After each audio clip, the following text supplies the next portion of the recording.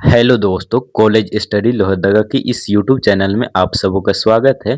दोस्तों, आज की इस वीडियो में हम लोग जानेंगे कि पारिभाषिक शब्दावली क्या होता है और इसकी विशेषता जो होती है वह क्या होती है। तो वे सब के बारे में हम लोग जानेंगे, ठीक है। तो ये पारिभाषिक शब्दावली जो है यह एग्जाम में काफ़ी महत्वपूर्ण है। ये जो क्वेश्चन है वह 2023 से 27 वाले सेशन में भी आ चुका है एग्जाम में। तो ये काफ़ी इम्पोर्टेंट है क्वेश्चन। तो आज हम लोग इसी के बारे में जानेंगे कि ये पारिभाषिक जो शब्दावली है वह क्या होता है ना। तो चलिए इसे स्टार्ट करते हैं और समझते हैं कि ये पारिभाषिक शब्द क्या है और इसकी विशेषता क्या होती है। तो देखिए यहाँ पे देख पा रहे होंगे, पारिभाषिक शब्द अंग्रेजी के टेक्निकल शब्द का हिंदी अनुवाद है ना। ये पारिभाषिक जो शब्द है वह अंग्रेजी के टेक्निकल शब्द का हिंदी अनुवाद है। और अंग्रेजी का टेक्निकल शब्द ग्रीक भाषा के टेक्निकोई से बना हुआ है। और ये अंग्रेजी में जो टेक्निकल शब्द है वह ग्रीक भाषा के टेक्निकोई शब्द से बना हुआ है। तो आगे देखते हैं, और जिसका अर्थ है कला या कला विषयक, ठीक है। टेक्निकोई शब्द का अर्थ क्या है? तो कला या कला विषयक।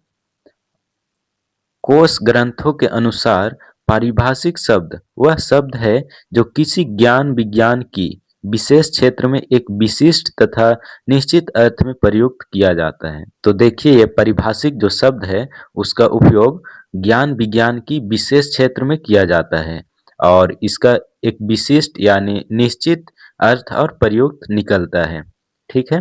और यहाँ पे दिया गया है डॉक्टर भोलानाथ तिवारी के अनुसार। तो इसके अनुसार ये पारिभाषिक शब्द क्या है उसके बारे में जानेंगे। तो देखिए, डॉक्टर भोलानाथ तिवारी जी कहते हैं कि पारिभाषिक शब्द ऐसे शब्दों को कहते हैं जो रसायन, भौतिकी, दर्शन, राजनीति आदि विभिन्न विज्ञानों या शास्त्रों के शब्द होते हैं तथा जो अपने अपने क्षेत्र में निश्चित अर्थ में सुनिश्चित रूप से परिभाषित होते हैं। तो उसे ही परिभाषिक शब्द यानी परिभाषिक शब्दावली कहा जाता है। यह है डॉक्टर भोलानाथ तिवारी के अनुसार, है ना। तो ये जो कहते हैं वह परिभाषिक जो शब्द है वह रासायनिक, भौतिकी, दर्शन, राजनीति आदि विभिन्न विज्ञानों या शास्त्रों के शब्द होते हैं जो कि अपने अपने निश्चित अर्थ निकालते हैं और निश्चित रूप से परिभाषित होते हैं। तो और है एक आगे भी जो कि डॉक्टर रघुवीर के अनुसार है, ठीक है। तो देखिए, डॉक्टर रघुवीर के अनुसार जिन शब्दों की सीमा बांधी जाती है वह पारिभाषिक शब्द हो जाते हैं और जिनके सीमा नहीं बांधी जाती है वह साधारण शब्द होते हैं। यानी इनका कहना है कि जिन शब्दों की सीमा बांधी जाती है, निश्चित सीमा बनाई जाती है, उसे पारिभाषिक शब्द कहते हैं और जिनका सीमा नहीं बनाया जाता है उसे साधारण शब्द कहते हैं, है ना। तो ये है डॉक्टर रघुवीर जी के अनुसार।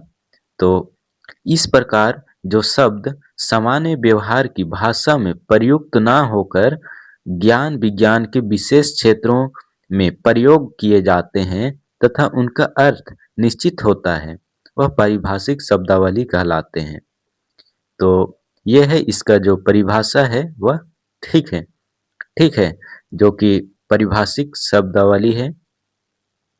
तो मोटा-मोटी तौर पर आप लोग यही जानिए कि पारिभाषिक जो शब्द है उसका प्रयोग किसी भी ज्ञान विज्ञान के विशेष क्षेत्रों में किया जाता है और उनका जो अर्थ निकलता है वह निश्चित निकलता है, ठीक है। तो उसे ही पारिभाषिक शब्दावली कहते हैं। और अब हम लोग देखेंगे कि पारिभाषिक जो शब्दावली है उसकी क्या विशेषता है। तो चलिए इसे भी जानते हैं। तो देखिए, पारिभाषिक शब्दावली की विशेषताएं। तो पहला नंबर में दिया गया है, पारिभाषिक शब्द परिभाषित होते हैं और उसका अर्थ किसी ज्ञान विज्ञान विशेष क्षेत्र में निश्चित होता है। इसमें बताया जा रहा है कि जो भी परिभाषित शब्दावली होते हैं, उसका अर्थ जो है वह ज्ञान विज्ञान के क्षेत्र में निश्चित होता है। ये बताए जा रहा है, ठीक है? और 2 में देखिए, पॉइंट नंबर 2 में पारिभाषिक शब्द में प्रमुख विचार, भाव अथवा किसी विशेष संकल्पना का समावेश रहता है, जैसे नाभिकीय, सॉफ्टवेयर आदि। तो ये है पॉइंट नंबर 2 में। और पॉइंट नंबर 3 में देखिए, पारिभाषिक शब्द असामान्य होते हैं, अर्थात उसका प्रयोग सामान्य व्यवहार में नहीं किया जाता है, जैसे त्वरण, पिंगला आदि। तो ये पारिभाषिक जो शब्द है वह असामान्य होते हैं, साधारण नहीं होते हैं, क्योंकि जो साधारण शब्द होते हैं उसका उपयोग जो है वह सामान्य बोलचाल या व्यवहार में किया जाता है, और ये असामान्य जो शब्द हैं उनका प्रयोग सामान्य व्यवहार में नहीं किया जाता है, ठीक है? जैसे आप लोग देखिए, यहाँ पे दिया गया है त्वरण, पिंगला, ठीक है? तो त्वरण का भी उपयोग हम लोग सामान्य बोलचाल में नहीं करते हैं, पिंगला का भी उपयोग नहीं करते हैं। इस प्रकार से आप लोग यहाँ और डाल सकते हैं, जैसे क्या बोले, संज्ञा हो गया, संज्ञा का प्रयोग आप लोग तो सामान्य बोलचाल में नहीं करते हैं, है ना? कोशिका हो गया, ये सब हो गया, गुरुत्वाकर्षण हो गया।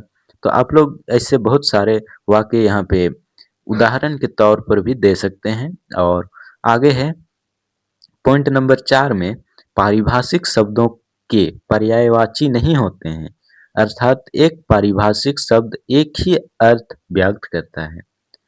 इसमें बताया गया है कि पारिभाषिक जो शब्द होती है उसका कोई भी पर्यायवाची शब्द नहीं निकलती है, और ये जो शब्द होती है इसका केवल एक ही अर्थ व्यक्त करता है। तो ये है पारिभाषिक शब्द की विशेषता, ये सब है सभी। और पारिभाषिक शब्दों का निर्माण कृत्रिम ढंग से किया जाता है, ठीक है? कृत्रिम ढंग से किया जाता है। तो अभी हम लोग देखें, ये सब जो देखे हैं ये पारिभाषिक शब्दावली की विशेषता थी। अब हम लोग देखेंगे पारिभाषिक शब्दावली के लिए क्या अपेक्षित गुण होनी चाहिए, क्या-क्या गुण होनी चाहिए ताकि उनको पारिभाषिक शब्दावली कहा जा सके, ठीक है? तो देखिए, यहाँ पे दिया गया है हेडिंग कि पारिभाषिक शब्दावली के लिए अपेक्षित गुण। तो पॉइंट नंबर 1 में है, पारिभाषिक शब्द उच्चारण की दृष्टि से सरल और सुबोध होनी चाहिए। ये पारिभाषिक जो शब्द है वह उच्चारण की दृष्टि से साधारण और सुबोध होनी चाहिए, ना कि बहुत कठिन, ठीक है? ताकि इसे लोग आसानी से अ, उच्चारण कर सके, नहीं तो ये बहुत लंबे होंगे तो फिर इसका परिभाषा भी तो निकलेगा। तो इसलिए ये जो परिभाषिक शब्द है उसका उच्चारण सरल होनी चाहिए, ठीक है? ये उनकी गुण है। और दूसरा में है, पारिभाषिक शब्दों में एकरूपता होनी चाहिए। देखिए, जो परिभाषिक शब्द होगी उसमें एकरूपता होनी चाहिए। क्यों? तो देखिए, जो परिभाषिक शब्द है और जो परिभाषा निकल रही है, तो उसमें यदि अंतर पाया जाएगा अलग-अलग, तो वे कैसे किया जाएगा? तो इसलिए बोला गया है कि तो इसका जो गुण है वह एकरूपता होनी चाहिए, ठीक है? और पॉइंट नंबर 3 में दिया गया है, पारिभाषिक शब्द विषय वस्तु या संकल्पनाओं के अनुरूप होनी चाहिए, ठीक है? ये विषय वस्तु जो है वह ये पारिभाषिक शब्द जो है वह विषय वस्तु या संकल्पनाओं के अनुरूप होनी चाहिए। और अगला पॉइंट है, पारिभाषिक शब्दों की पारिभाषिक शब्दों की अपनी स्वतंत्र सत्ता होनी चाहिए। 5वां में है, पारिभाषिक शब्द यथासंभव छोटे होने चाहिए। ये नहीं कि बहुत लंबे या बड़े, ठीक है? ताकि इसका उच्चारण आसानी से किया जा सके और इसे याद भी आसानी से रखा जा सके। और पारिभाषिक शब्द ऐसे होने चाहिए कि आवश्यकता पड़ने पर उपसर्ग या प्रत्यय जोड़कर उसके रूप को परिवर्तित किया जा सके। तो ये भी इसका एक गुण है, जो कि ज़रूरी पड़ने पर यानी आवश्यकता पड़ने पर इसको उपसर्ग या प्रत्यय जोड़कर परिवर्तित किया जा सके। तो ये इसका एक गुण है। और अगला गुण है 5वां गुण, हर पारिभाषिक शब्द को दूसरे से इतना अलग होना चाहिए कि उसे सुनकर या पढ़कर किसी और पारिभाषिक शब्द का भ्रम ना हो। तो ये पॉइंट के अनुसार बताया जा रहा है कि पारिभाषिक शब्द ऐसे होने चाहिए जो कि कोई कोई और पारिभाषिक शब्द को सुनकर ऐसा ना लगे कि ये वही स वही पारिभाषिक शब्द है, ठीक है? भ्रम नहीं होनी चाहिए। तो ये है पारिभाषिक शब्दावली की विशेषता और गुण। तो आशा करते हैं कि आप लोगों को यह वीडियो समझ में आई होगी और एक बार में यदि आप लोग नहीं समझे हैं तो इसे दोबारा भी देख सकते हैं ताकि आप लोग अच्छे से समझ सके और एग्जाम में सही से लिख सके, ठीक है? यह क्वेश्चन जो है वह काफ़ी महत्वपूर्ण है, इसे हल्के में मत लीजिएगा क्योंकि ये एग्जाम में आ गया तो आप लोग को लिखना ही होगा। इसलिए आप लोग इसे अच्छे से देखिए, समझिए और चैनल में नए हैं तो चैनल को सब्सक्राइब कीजिए ताकि इसी तरह के वीडियो आप सबों को मिलते रहे और आप लोग अच्छे से देखते रहे। तो चलिए वीडियो में अंत तक बने रहने के लिए आप सबों को धन्यवाद और फिर से मिलते हैं नेक्स्ट वीडियो में।